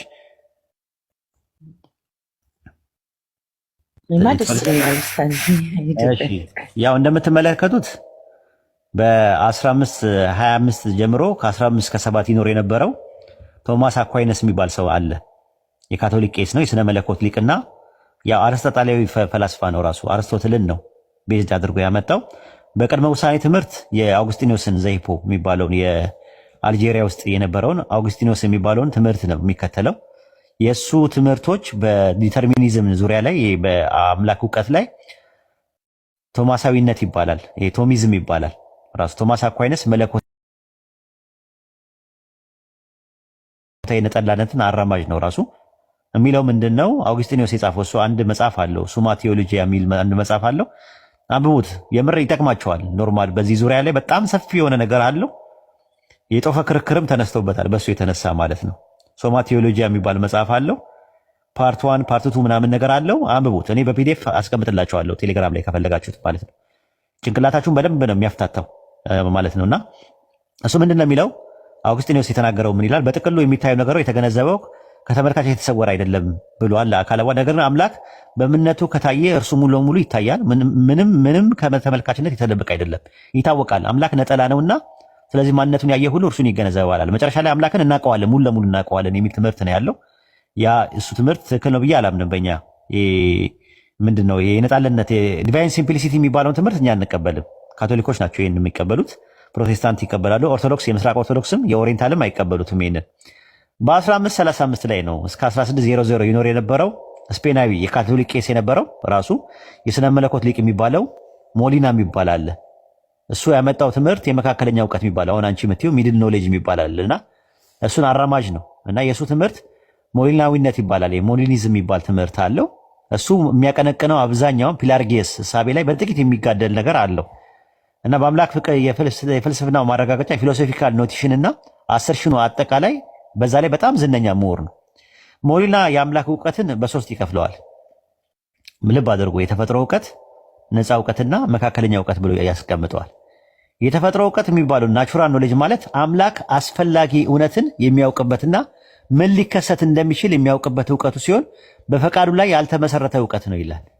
እሱ ፈቃደኛ አይደለም ግን ያውቀዋል ብሎ የሚያስቀምጠዋል። እንግዲህ የመጀመሪያው ነው የሚያስቀምጠው። ሁለተኛው እውቀት ደግሞ ምንድነው? ነፃ እውቀት ይባላል፣ ፍሪ ኖሌጅ ይባላል። አምላክ ወደፊት ምንም ነገር እንደሚከሰት የሚያውቅበት እውቀት ሲሆን በፈቃዱ ላይ የተመሰረተ እውቀት በማለት ያስቀምጣል። ይሄ ነው እንግዲህ ያልኩሽ። ፍሪ ዊላቸው እንትን ሲሉ እዛ የተጻፈው ውስጥ ይገባሉ ማለት ነው፣ ይካተታሉ ማለት ነው። ይሁዳ ምዕራፍ 1 ቁጥር 4 ላይ ማለት ነው።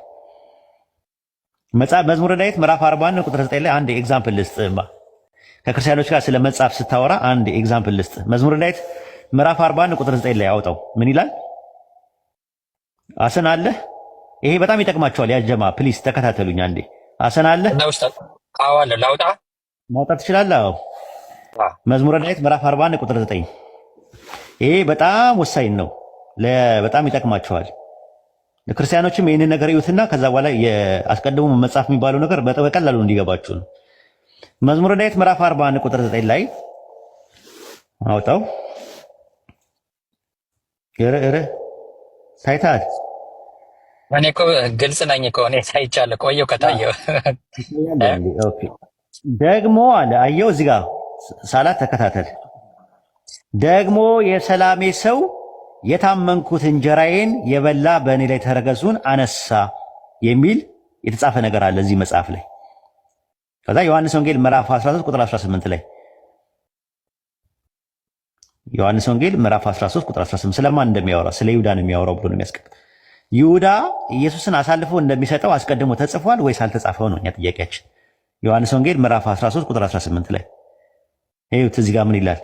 ነገር ግን መጽሐፍ እንጀራዬን የሚበላ በእኔ ላይ ተረከዙን አነሳብኝ ያለው ይፈጸም ዘንድ ነዋል። ስለማን ነው የሚያወራው? ስለ ይሁዳ ነው። ስለ ይሁዳ ከመፈጠሩ በፊት ከ800 ዓመት በፊት ተጽፏል። ጥያቄያችን ምንድን ነው?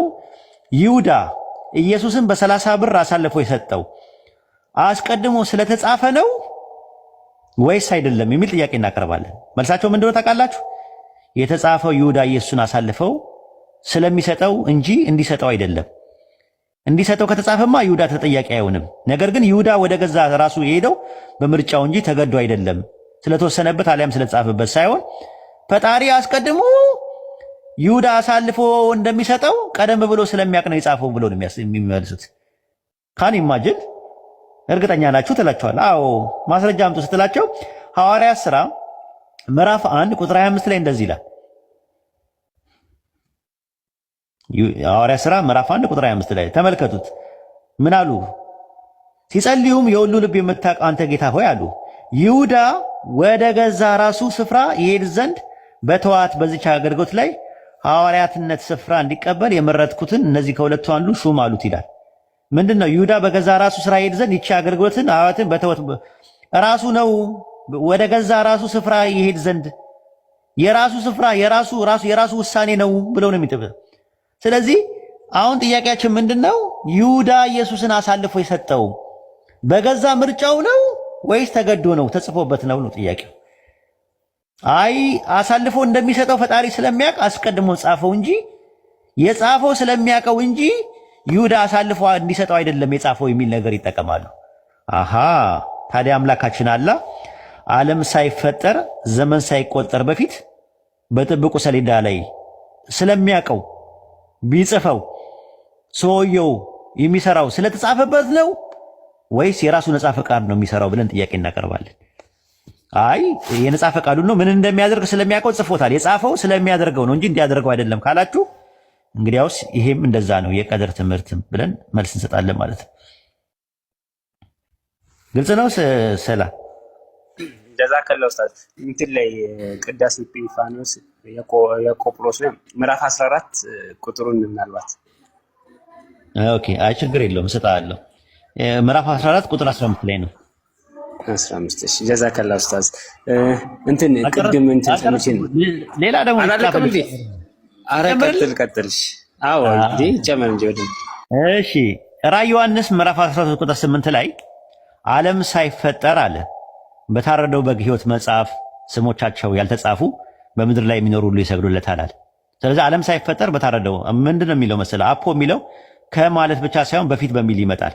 ለምሳሌ አንዳንድ እንግሊዝኛ ትርጉሞች ላይ ኒው ሊቪንግ ትራንስሌሽን ላይ ምንድን ያደርጉ ቢፎር ዘ ፋውንዴሽን ኦፍ ዘ ወርልድ አለ። ዓለም ሳይፈጠር በፊት የሕይወት መጽሐፍ የሚባል ነገር አለ።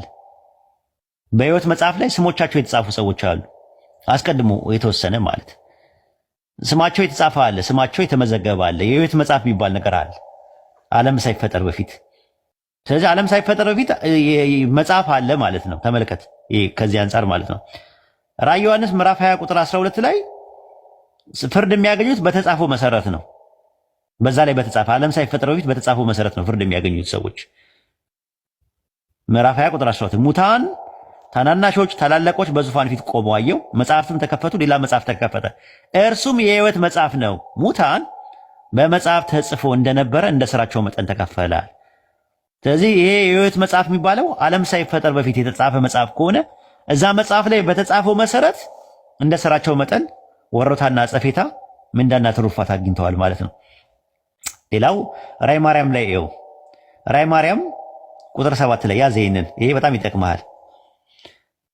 ራዕየ ማርያም ቁጥር 7 ላይ እንደዚህ ይላል አለ። ራዕየ ማርያም እንዴ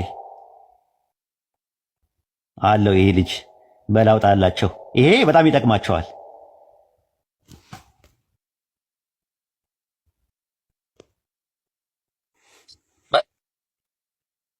አገኘው ቁጥር 7 ራዕየ ማርያም ላይ መዝገበ ሃይማኖት ውስጥ ነው ያለው። ረስቼዋለሁ። ራዕየ ማርያም አለ። ራዕየ ማርያም ይባላል መጽሐፍ አለ እኮ መዝገበ ሃይማኖት ውስጥ። አዎ ራዕየ ማርያም ፈልግ። ኤኒዌይ ካላገኘው ችግር የለውም ታሳያቸዋለህ። እስቲ ነገረ ማርያም ንካው። እስቲ ንካው። አይ በቃ የለህም ማለት ነው አንተ ጋር። ራዕየ ማርያም ላይ ምን ይላል መሰላችሁ? ቁጥር 7ን ያዙትላችሁ። ከዚያ በታች እስከ ላይ በወርቅ ቀለም የተጻፈ አምድ ወርቅ አየሁ አለች ማርያም።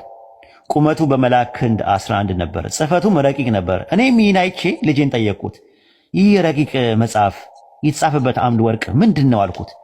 የጻድቃን ስማቸው የተጻፈበት ነው አለኝ አለች። የተጻፈው የፊታቸው መልክ ብቻ ነው ብዬ ጠየቅኩት። አይደለም ሁለንተናቸውም ተጽፈዋል አለኝ። ሳይወለዱ ነው ወይስ ከተወለዱ በኋላ ነው ብዬ ጠየቅኩት። ከአባታቸው ከአዳም በፊት የተጻፈ ነው አለኝ አለች። ትመለከታለህ ሳለ እንደዚህ ነገር ሰምተህ ታውቃለህ? ዛሬ እየሰሙ ነው። አዎ ጻድቃኖች ከመወለዳቸው ከመፈጠራቸው በፊት አዳም ከመፈጠሩ በፊት የተጻፈ መጽሐፍ አይታ ነበር ማርያም። ራዕየ ማርያም ቁጥር 7 ላይ ማለት ነው። ትቀጥላለች። ራዕየ ማርያም ቁጥር 7 ላይ ዳግመኛ በአምድ ወርቅ የተጻፈበት መጽሐፍ የሚበልጥ የተጻፈበትን የእሳት አምድ ወርቅ አየሁ። በእሳትም አምድ የተጻፉ እነማን ናቸው ብዬ ጠየቅኩት። ኃጢአተኞች ናቸው አለኝ። ሳይፈጠሩ ነው ወይስ ከተፈጠሩ በኋላ ነው የተጻፉት ብለው ለዚህ ስቃይ አስቀድመው የተጻፉ ናቸው ብሎ መለሰልኝ አለች።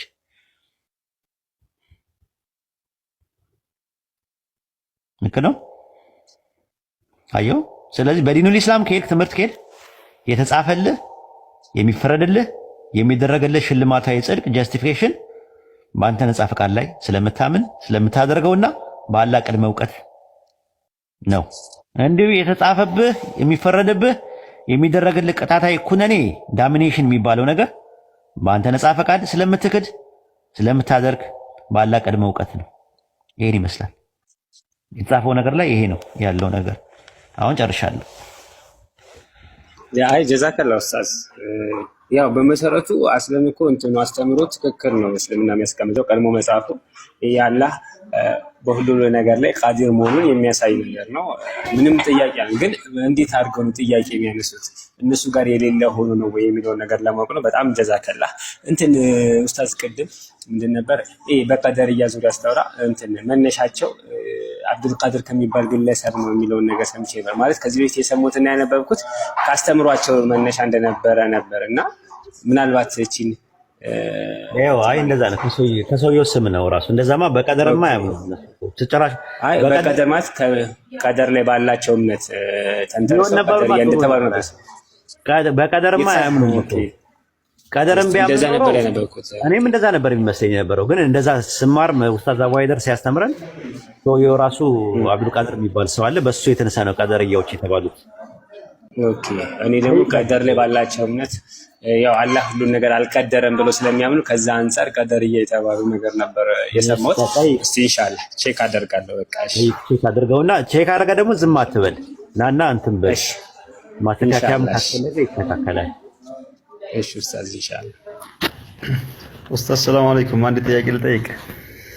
ወአለይኩም አሰላም ወራህመቱላሂ ወበረካቱሁ።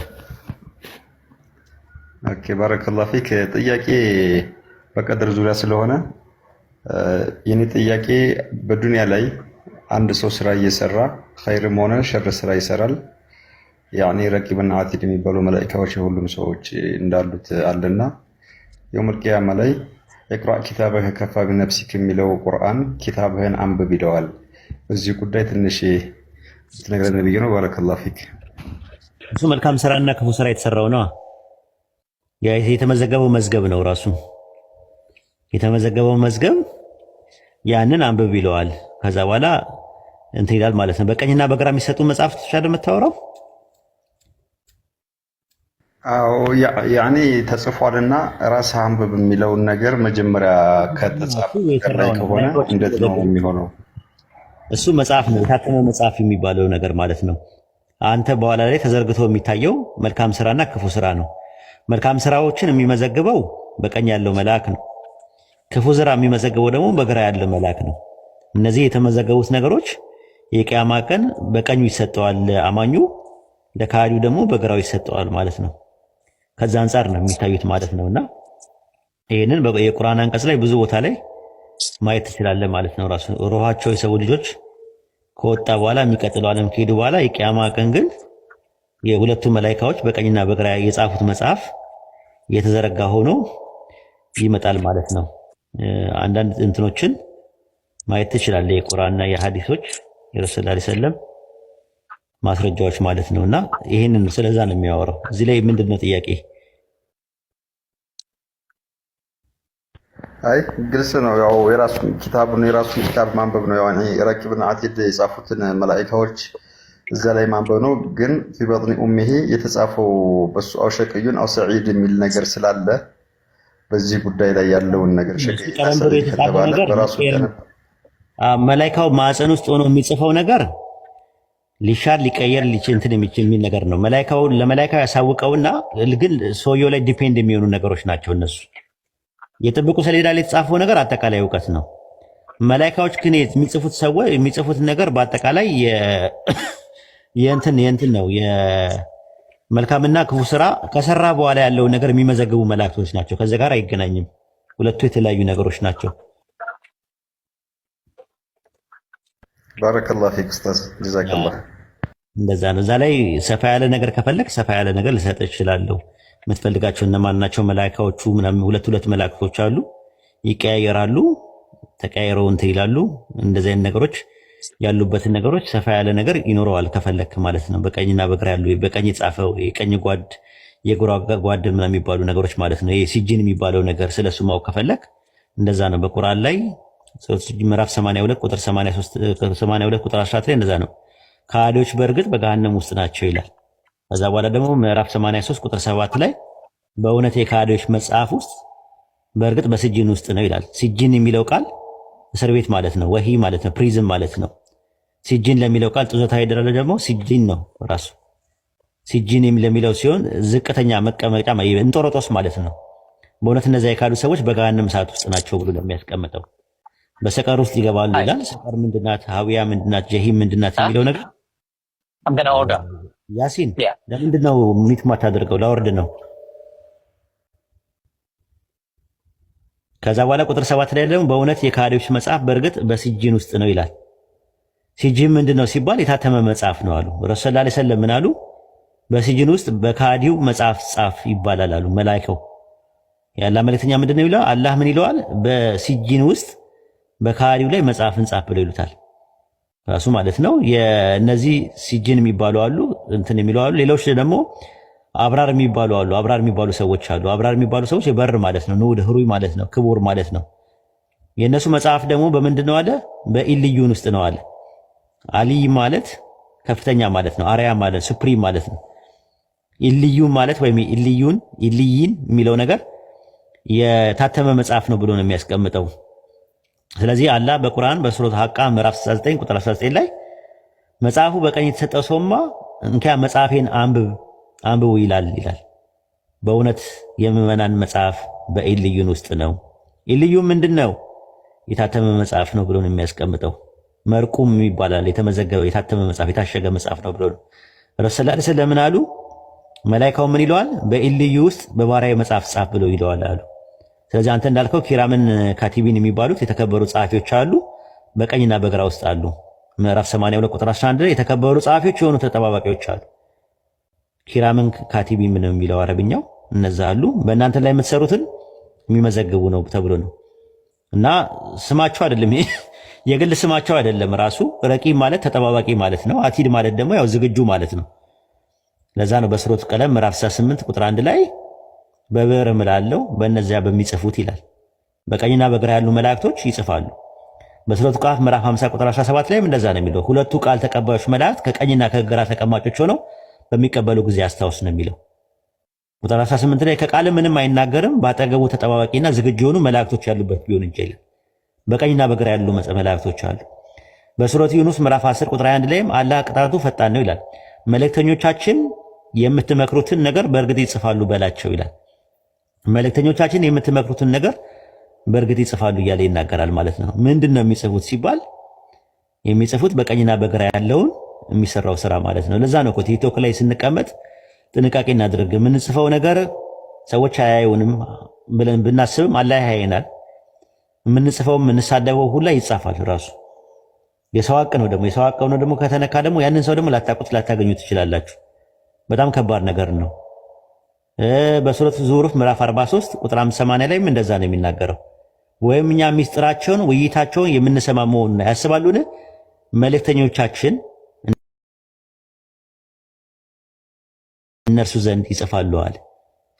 መላኢካዎች ምን ያደርጋሉ? ይጽፋሉ። ስለዚህ በቀኝና በግራ ያለው ነገር ይጽፋሉ ብለን ካሰብን ምንድነው ማድረግ ያለብን? በጣም ጥንቃቄ ማድረግ አለብን። ምንድነው ያንን ጥንቃቄ ማድረግ ያለብን? እዚህ ላይ ቲክቶክ ላይ ሶሻል ሚዲያ ላይ የምንሳደበውን ሰው ነገ ጠዋት ላናገኘው እንችላለን። ተመለስ ይቅርታ እንኳን ለመጠየቅ እድሉ የለንም። ዞልመነው ዞር ነው የምንለው። ግን ይሄ መጽሐፍ በንስሐ እንኳን በተውበት እንኳን አይመለስም። ኦልሬዲ ተጽፎ የቂያማ ቀን አንብቡ ትባላላችሁ። ምንድነው የምናደርገው? ምንድነው ያለን እድል ፋንታ? አስቡበት ማለት ነው። እንዳላ ብዬ አፉ ብዬ እላለሁ እንዳትሉት የት ታገኙታላችሁ? የት ታውቁታላችሁ? በጣም ከባድ ነው የሚሆነው ማለት ነው ያለው ነገር ማለት ነውና ያንን ነው እንትን የምንለው። አንተን ሳገኘ እኔ ምንድነው ሰላምታ ማደርግልህ? ስታገኘኝ የሙስሊም ሰላምታ ምንድነው? እስቲ ባባ ንገረኝ። አሰላሙ አለይኩም ወራህመቱላሂ ወበረካቱ። ምንድነው አሰላም አለይካ ያላልከኝ? ሴሊ ስታገኝ ደግሞ አሰላም አለይኪ ለምን አትልም? ለምንድነው አሰላም አለይኩም የምትለው አንተ እኔን ስታገኘኝ? አሰላም አለይኩም ደግሞ እኮ ሰላም በእናንተ ላይ ይሁን ማለት ነው ትርጉሙ። ለምንድን ነው?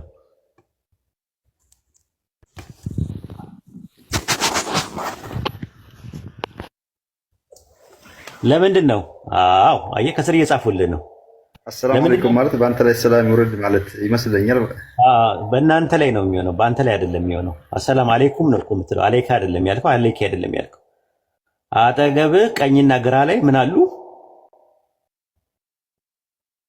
መላእክቶች አሉ። ተሸውድ ላይ ስትቀመጥ መጨረሻ ላይ ስታሰላምት ምንድን ነው የምታደርገው? ምንድን ነው የምትለው? ባባዬ ሰላም አለይኩም ወራህመቱላሂ ወበረካቱ። ለእነማን ነው የምታሰላምተው? በቀኝና በግራ ለመላእክቶች። እነማንን ነው ሰላም አለይኩም የምትለው? ብቻህን ነው እኮ ሰላት ላይ ለመላእክቶቹ ለረቂብና አቲድ ይመስለኛል። መላእክቶች አሉ ብለህ ካሰብክ እንደ አንተ እንዴት አትፈራም?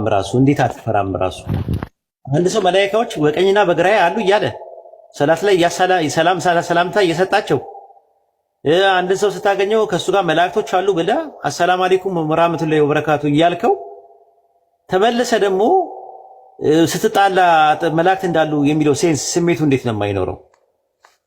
እና ይሄን ይመስላል እንግዲህ ከአንተ ትምህርት እንድናገኝበት ብዬ ነው። ይሄን ይመስላል ባባ። ባረከላሁ ፊክ። በሰፊው ሄደህበታል። ጀዛከላሁ ኸይር። አላህ ይዛ ኸይር። አላህ አፊ ሐቢቢ። እንግዲህ ከዚህ በኋላ ኮሜንት ጽፋላችሁ፣ ትሰዳደባላችሁ። ያጀማ ትሰዳደባላችሁ ከዚህ በኋላ እስቲ ቃል ግቡልኝ ዛሬ ሁለተኛ አልሰዳደብም፣ ከካፊሮች ጋር አልሰዳደብም፣ እርስ በርሳችንም አንሰዳደብም ብላችሁ ቃል ግቡ። ለአላህ ቃል ግቡ። ለራሳችሁ እንትን በሉ እሺ። አሁን ይህ ስሜቱ ከመጣ መላኢካዎች በቀኝና በግራዬ አሉ መላእክቶች ብላችሁ ካሰባችሁ የምንሰድበው አጠገብም ደግሞ መላኢካዎች አሉ ብለን ካሰብን ከዛ በኋላ ተቃዋሚ የሚባል ነገርም ይመጣል ቀስ እያለ ማለት ነው ኢንሻአላህ። ኡስታዝ ሰላም አለይኩም። ወአለይኩም አሰላም ወራህመቱላሂ ወበረካቱ። ጃቢሮ እንዴት ነው? ሰላም ነው። ትናንትና እኮ ጠፋብኝ እኮ ቤት ገብቼ ሳወራ የለውም ነበረ ኡስታዝ። እንትን ቤተሰብ ጋር ሲሆን ማውራት አልችልም እና ስልኩን ከፍቼ ነው የማስቀምጠው እና የሚፈልጉኝ ከሆነ ቴሌግራም ላይ ደውሉልኝ። እዛ አይ ጠፋ ስለዛው እኮ አየር ላይ እያለን ሰላም ካቀረብኩኝና እንትን አልኩኝ ማለት ነው። የተወሰነ ይቅርታ ይደረግልኝ። ቆይቶ ነው ወጣ። ሁለት ነገር፣ አንደኛ ነገር ኮመንቱ ትንሽ አዋራ እየበዛበት ነው። ፎጣ የያዙ ሰዎች ወይ ያስገቡ ወይ ፎጣ ይሰጠልኛ። ሁለተኛ ደግሞ ፍቃዶት ከሆነ አንድ ቤዛ የምትባል ልጅ አለች፣ ቢያወሯት በጣም ደስ ይለኛል። ኢንሻአላህ አላህ ከረዳት ትሰልማለች። በቀደም እኮ ሳስተምር ላይቭ እያስተማርኩኝ ነው ያለሁት። ያስገባሉ ማን እንደሚያስገባ አላውቅም እና በጣም እየረበሹኝ አስቸገሩ። እያስተማርኩ እኮ ነው፣ ጥያቄና መልስ አይደለም። ሰው አታስገቡ እያልኳቸው ሲያስገቡ ሙሉ አድሚን ሙሉ ለሙሉ አስወረድን። ሙሉ ለሙሉ ማለት የገስቱን ስልጣን የተወሰነ ኃላፊነት የሚሰማው ሰው ይስጡ፣ ሌላውን በቃ ኮመንት እንዲቆጣጠሩ ማድረግ ይቻላል። እና የቪዛ ነገር ነው ዋናው። ቪዛን ቢያናግሯት በጣም ደስ ይለኛል። እሺ ትግባ፣ ቪዛ ትግባ፣ አስገቧትና ለሷ ቤቢ ገቢ። እሺ ሰላም አለይኩም ኡስታዝ ሰማለው። እሺ አንድ ጊዜ እሷ ከመጠየቋ በፊት ቅድም ከሰርም ኮሜንት አንዳንድ ሳነብ እስቲ ሰርች ላድርግ ብዬ ነበረ። ይሄ አንድ ታተልቀኛለህ በቀደርያ ዙሪያ ትክክል ነህ አንተ? ምናልባት እኔ የተማርኩት ነገር ተንተርካለ መታረሙላ እችላለሁ። እሺ ቀጥል። አይ ትክክል ነህ። አልቀደርየቱ ቀደርየ هي ፊርቀቱል ከላሚያ የሚባሉ ያው ፈላሳይፎች ናቸው። ቱንተሲቡ ኢለል ኢስላም ወደ እስልምና ራሳቸውን ያስጠጓለም እንትን ወተዓዙ ሚን አወሊል ፊረቂል ኢስላም ወተዑዱ ሚን አወሊል ፊረቂል ኢስላም መጀመሪያ ላይ እስልምና ላይ ከተነሱ ፊርቃዎች የሚቆጠሩ ናቸው። አልሙኻሊፈቱ የተቃረኑ እስልምና ነው። ወቀድ ظهرت في بداية عهد الخليفة الأموي عمر بن عبد العزيز በዑመር ብን አብዱልአዚዝ የኸሊፋ ዘመን ላይ የተነሱ ናቸው። ወአወሉ መን አሰሰሃ መጀመሪያ ይሄን ነገር የመሰረተው ገይላኑል ቀደሪ የሚባል ሰው ነው። ወቀድ ከተለሁ ኸሊፈቱ ሂሻም ኢብኑ አብዱል ማሊክ ሂሻም ኢብኑ አብዱል ማሊክ የዛን ጊዜ በዚህ አስተምሮ መሰረት ያው ሙርተድ ነው፣ ሙርተድ በመሆኑ ገሎታል እያለ ያስቀምጣል። እና ከስር ይሄን ነገር እንዳነብ ያደርገኝ አብዱል ቃድር ጄላኒ ብሎ አንድ ሰው ኮሜንት ጻፈልኝ። እሳቸው በኦልሞስት ወደ 12ኛው ምናምን እንትን ላይ ያለው በጣም የራቁ ሰው ናቸው። አቂደተንም የሱና ሰው ናቸው። የተወሰነ ተሰውፍ ነገር እንዳለባቸው ይነገራል። ግን መጀመሪያ ላይ የነበረው ተሰውፍ አስለን እንዳሁኑ ያልነበረ ሳይሆን ብቻ ኢባዳ ላይ ማዘውተር ብቻ ነበር እና ከሳቸው ጋር አይገናኝም። ለዛ ነበር ሰይጣን ገይላኑል ቀደሪ የሚባል ሰው ነው። በቃ ጀዛከላህ በአንተ ምክንያት ሐቂቀተን ይሄን ነገር ሰርች እንዳደረገ አድርጎኛል። ብዙ ጊዜ ካስተምሩ ብቻ ይመስለኝ ነበር። ጀዛከላህ ኡስታዝ።